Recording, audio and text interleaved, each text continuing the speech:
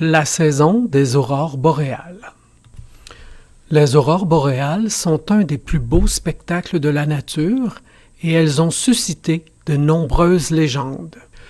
Les Inuits de l'Alaska y voyaient les âmes dansantes de leurs animaux favoris, le cerf, le phoque, le saumon et le beluga, tandis que les Indiens de l'Ouest canadien les tenaient pour des géants amicaux tenant dans leurs mains d'immenses torches pour les éclairer dans leurs sorties nocturnes.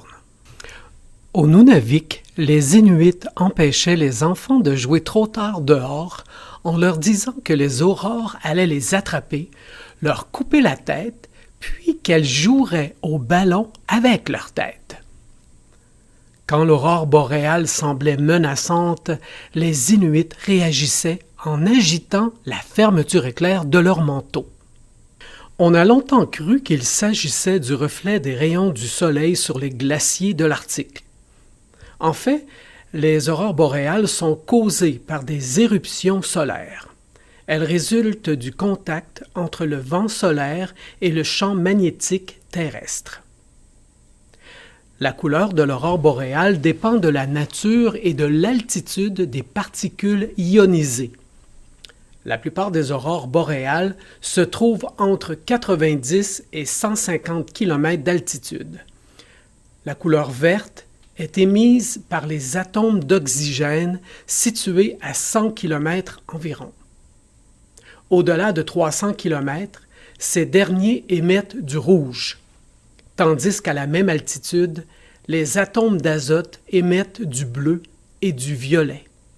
L'activité du Soleil s'accentue tous les 11 ans. Il existe des voyages organisés pour aller voir les aurores boréales. Vous pouvez aller en Alaska, au Yukon ou en Islande. Les périodes prévues vont de la mi-octobre à la mi-avril. Les mois de septembre, d'octobre, de février et de mars sont les meilleures périodes pour l'observation. Y a-t-il des sons émis lors d'une aurore boréale? C'est une question controversée. Elles se produisent à des altitudes de 90 km et plus.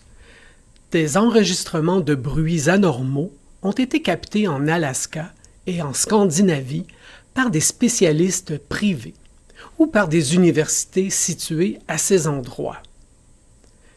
Les sons enregistrés ressemblent énormément au crépitement qu'on entend sous les lignes haute tension de transport d'électricité. Les photos que vous voyez ont été prises par M. Gilles Boutin, qui photographie les aurores boréales depuis 2002. Sur son site banditsdenuit.com, on peut voir les spectacles inoubliables d'aurores qu'il capture encore aujourd'hui. Il a fait paraître un livre, Les aurores boréales Québec-Nunavik, qui nous permet d'observer plus de 200 photographies d'aurores boréales prises dans la région de Québec et au Nunavik.